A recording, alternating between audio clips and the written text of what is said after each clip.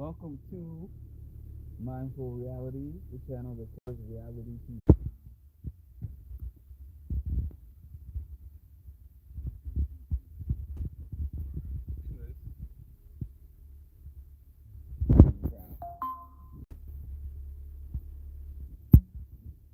So, I'm getting pretty excited because, like I said, it's going to be about 15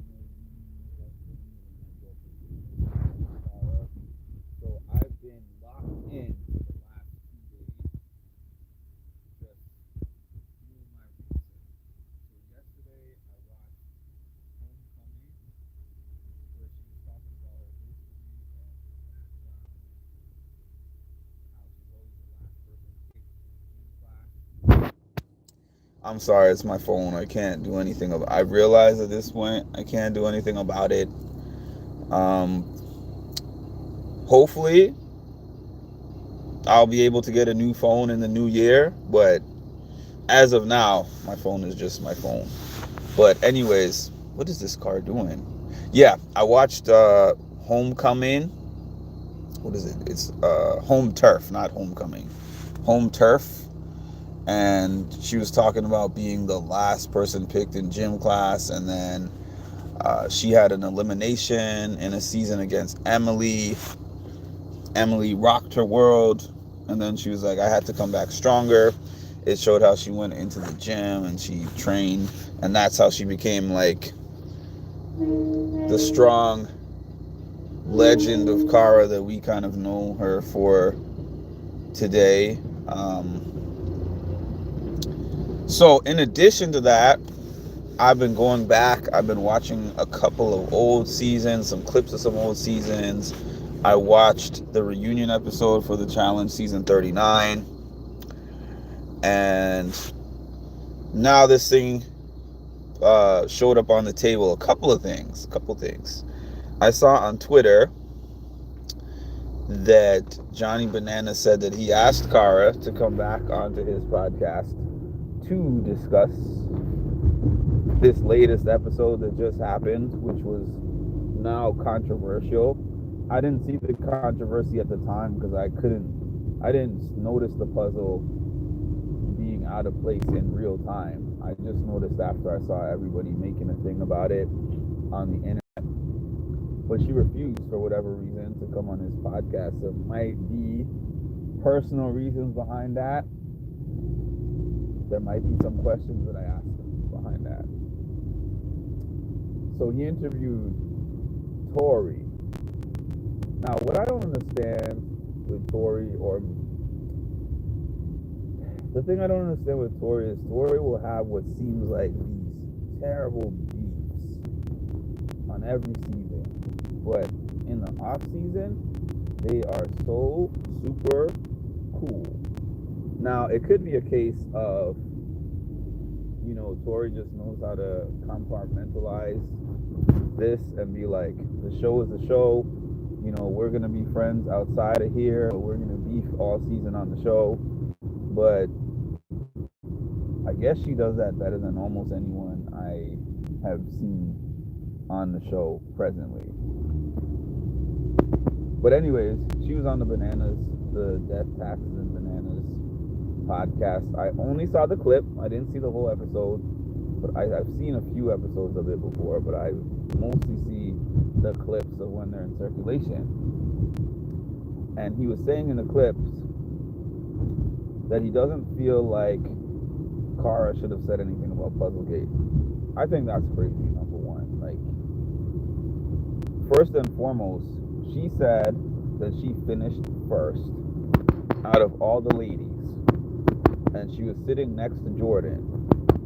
She had a 3-minute penalty, but she said herself and Jordan counted out 3 minutes. And there was nobody there after 3 minutes, so she said they stopped counting after that. So then presumably the first person that finished after Cara was Jenny, but she still finished after Cara. That's number one. The puzzle was not in the correct place. Johnny is trying to say, could just be competitive side. Johnny is trying to say, oh, well, she smoked everybody, so there's still a chance that she could have flipped the entire puzzle around and still finished in first place. Come on, Johnny. That's not even realistic to say that she could identify that her puzzle is incorrectly placed, figure that out in a matter of seconds, and then take the entire puzzle down and make sure to do it in the right order and put the whole thing back up and still finish before Rachel, Tori, and Michelle. Could she have beat one of them? Probably one, maybe two of them. I don't know how fast Michelle or Tori finished their puzzles, so she might not have finished in last, but she would not have finished in first.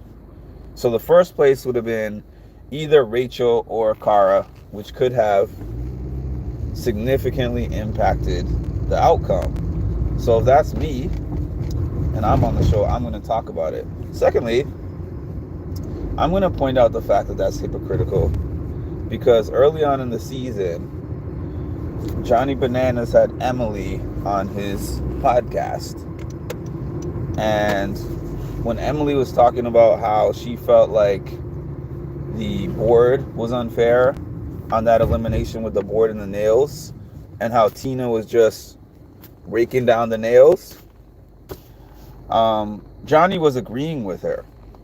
And Johnny was defending Emily and saying that production messed up because Emily had an unfair board and Tina had the advantage. So if you just think that you shouldn't speak on it because that's a production problem, then that should go for everyone. So in my humble opinion, he just has a problem with Cara. I don't know what that problem is. I mean, but I've heard him speak on her quite a lot in this off season.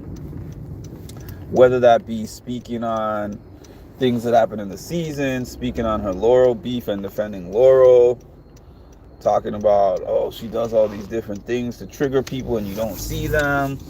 It's just a lot going on. So the thing with Bananas that I do not respect when it comes to listening to him and listening to his opinions on different things, he moves the goalpost more than anyone I know. Now, I have enjoyed watching him on season 40, to be honest with you. I have. Because there's like a level of controversy that I feel like these new challengers are lacking that he brings to the table. Like, Johnny Bananas is drama and chaos and drama is Johnny Bananas. But there's also this level of like gaslighting and manipulation that goes along with him. And he's reminding me of why I spent 20 years not liking the guy. Because I forgot for a little bit. I actually forgot after I met him. I was like, man, this guy is really nice, you know. He was a fun time. He's not somebody who I would want to be my friend, though, to be honest with you. Like, he feels like with friends like this, who needs enemies type of guy. Honestly. Like, you could be a fun time at a party and a rough time in real life outside of the party. So that's the way that I feel. I feel like he does a lot of trolling. I feel like based on, he doesn't judge things down the middle based on what's fair. It's highly emotionally driven. He'll have one set of rules like, I'm your friend, so you should be doing this and you should be doing that. But then him in the same position won't do those things for those people. It's kind of like narcissistic traits to me. And I don't like it. It rubs me the wrong way. It's annoying. Over exaggerate so much. Get down. to why the beef. And as I've been thinking about putting this interview together, I have been thinking about the impeccable nature of this timing to be able to ask these questions. Because at the time when I had originally asked for this interview,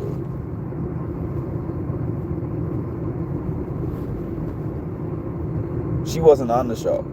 Cara was not on the show at the time. So the questions that I was going to be asking her were going to be like, oh, what happened in this moment 5 years ago? What happened in this moment 10 years ago? How did you feel at this thing? And what are you doing since the time that you have not been on the show? Like those type of questions. And I'm sure it could have been a good interview nonetheless. But I'm trying to think of how to say this in a way that is understandable to people. A good interview, I think any interview that I do with anyone is going to be good. But I'm trying to make things that are also appealing and appeasing to the viewers. So I see any of these interviews that I have with these people as a good conversation. But when you catch somebody in the interview, when you have a chance to, in the peak of something that is happening, ask them questions about that controversial moment, I feel like that's going to be the thing that makes people want to watch the rest of the interview. You can put out that clip, they check out the clip. I've been studying this stuff for years at this point. I feel like I've been waiting. I've been just waiting in the wings for a moment like this and a time like this. Because when I tell you, this interview thing with Cara was not something that was actively even in my mind. Meeting Cara was not something that was in my mind at all. I thought that I would never meet Cara in my life. I didn't see any kind of possibility. I mean, I guess there's always a possibility that they are going to be in some kind of event that you can go to. And I knew that she was at other events, but at this moment I was like, I'm not about to go to Florida for an event. I'm not going to these things that she does. Like, I'm not traveling really to go to any of these fan events because, man, I mean, I know fans that do it, but not me. That's not a me thing. But the timing, like the perfect timing of meeting her in whenever that was. I met her before my birthday. Yeah, I met her like a week or so, two weeks maybe before my birthday. So I met her in September. Then I was able to see her again at the challenge event in November. I asked her about this interview, not knowing anything about when she was eliminated, the timing, the controversy. I didn't know anything about anything. And I've had times in my life where things seem to just be going wrong. Like the timing seems to be for everything. And today feels like, not today, but this time period feels like the opposite of that.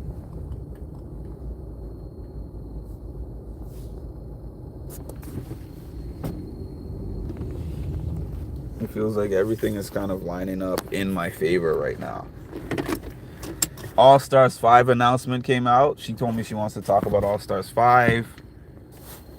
We got a lot of things to talk about with this season with All Stars. All Stars 4. The stuff going on with her and Laurel. I mean, come on, man. some interviews that I have sat down to try to create content for, I struggle to find the content. I right now have about 7, 8 pages in my book.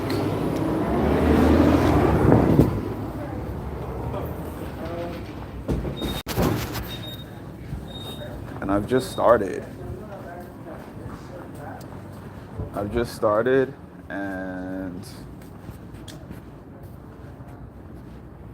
I'm narrowing it down. I have to narrow the questions down.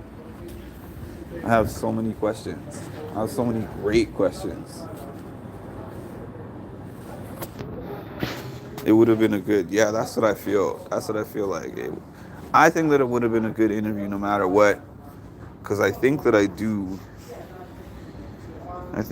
good interviews.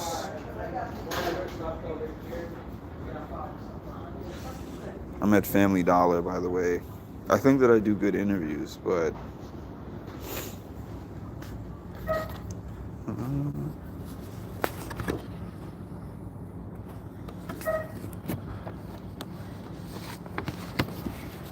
this is just the perfect storm.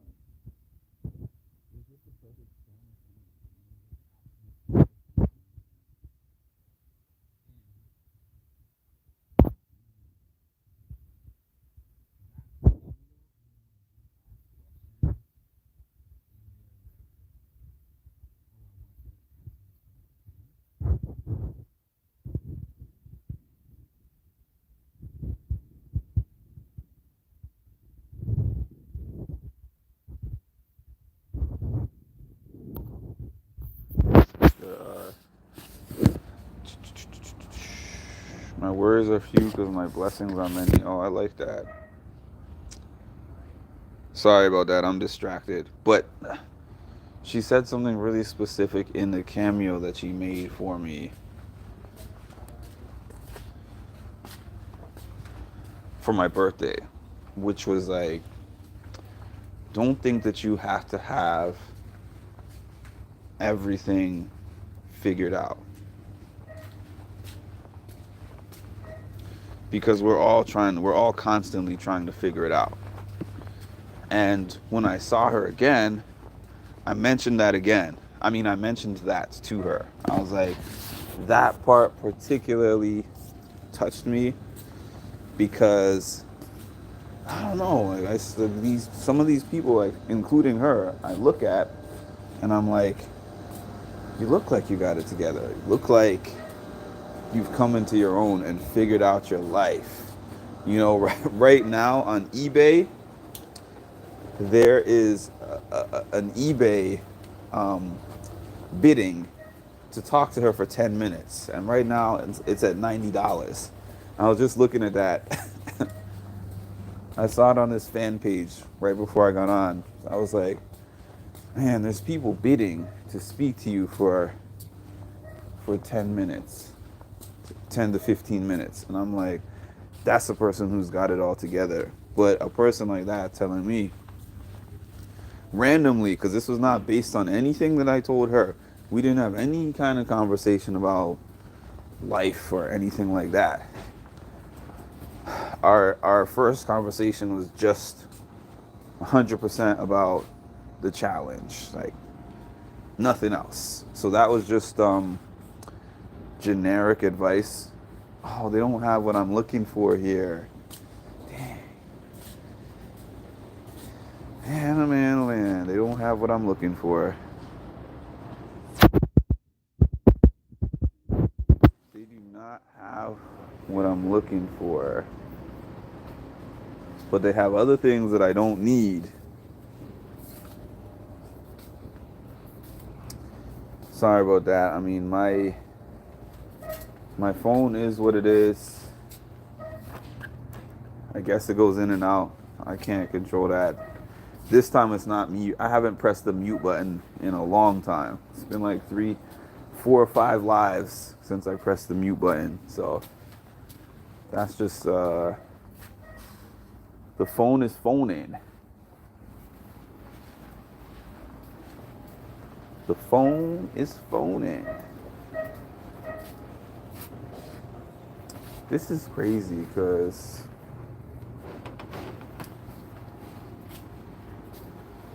they ravaged this store. They ravaged this store. Yeah, so I guess what I was trying to say is that who knew that when I met her in September and when I spoke to her, and then in October when she created that cameo for me, who knew at that time that she would be somebody who would eventually, not that far from then, be contributing to a part of my story that I'm already calling is going to lead to some future opportunities. Do I know exactly what those opportunities are? No. Because having a page is just like, I've learned, you just go with the moment. Because sometimes you don't know what's going to hit. Sometimes you don't know what's going to be popular. You don't know what people are going to like. Because I told y'all, I never thought I would get on. I have something in my eye. I never thought I would hop on a YouTube live and people would be watching me. Because I went on live before on Facebook, on Instagram, never got any views. I mean, like a very small amount of views.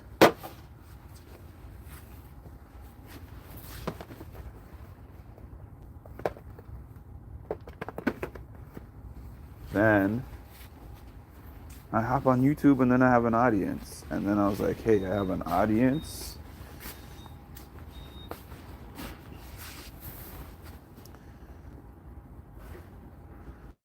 So let me just go with it. If people like hearing me speak, then I'm going to continue with it as long as there's people who are there listening. So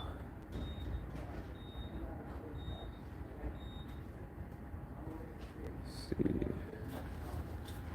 Now I'm in a rare space, and I feel like this is a rare interview. I don't know. I mean, it is a transaction. I will say that it is a transaction that I am paying for, but I don't know how many other people right in this moment have gotten her to agree to an interview. And as a matter of fact, she told me that she's very busy over the course of the next month and is making this happen for me. So, got to take advantage. I want this to be the best one. I want this to be the best one that I have ever done.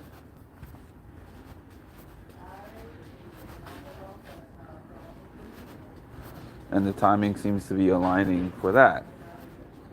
And it's not just going to be based on the controversy either. It's going to have a healthy mix.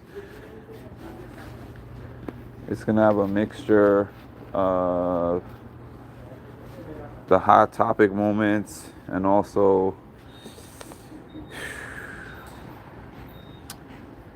the other stuff that I probably would have asked originally. But anyways, y'all, I'm going to hop off here. I want to grab what I need and get out. Probably hop back on here on the way back. Talk to y'all later.